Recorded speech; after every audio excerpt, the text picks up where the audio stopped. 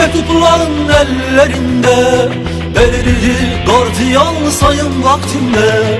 Ülkem kokan sözlerin anne, süzüldü yüreğinin dehlizine, süzüldü yüreğinin dehlizine. Görüldü mektupların ellerinde, verildi gardiyan sayın vaktinde.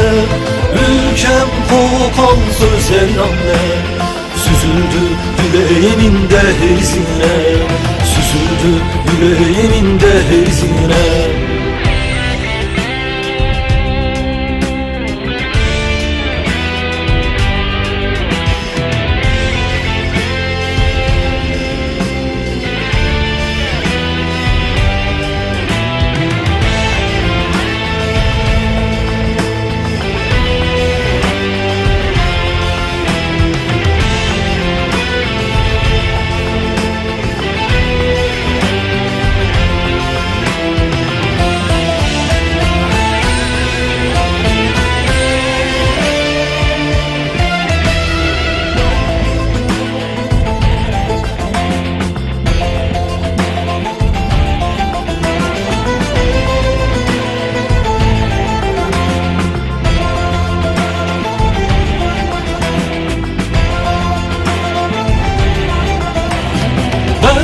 Seni sen gibi anne özledim, açar tutsak geceler.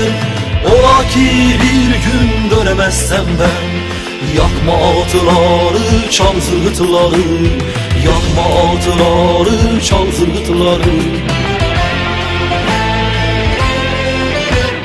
Ben de seni sen gibi anne özledim, açar tutsak geceler. Ola ki bir gün dönemezsem ben, yakma atıları, çal zırhıtları, yakma atıları, çal zırhıtları.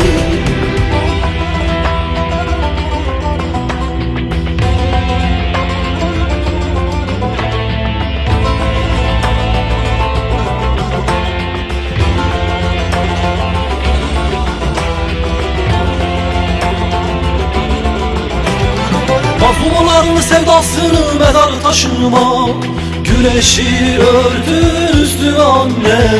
Vasiyetin düşlerin mirasındır, kemal gülüşlü çocuklara, hayri gülüşlü çocuklara. Zilanların sevdasını mezar taşıma, güneşi örtün üstü anne. Vasiyetin düşlerin mirasındır, beritan gülüşlü çocuklara, rahşan gülüşlü çocuklara.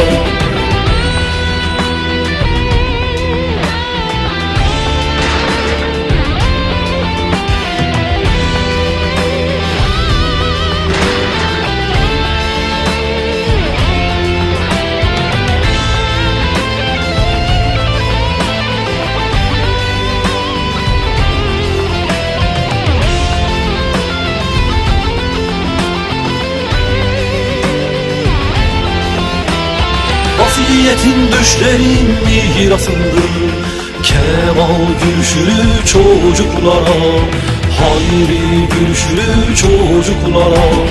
Vasiyetin düşlerin mirasındır, beritan gülüşlü çocuklara, rahşan gülüşlü çocuklara.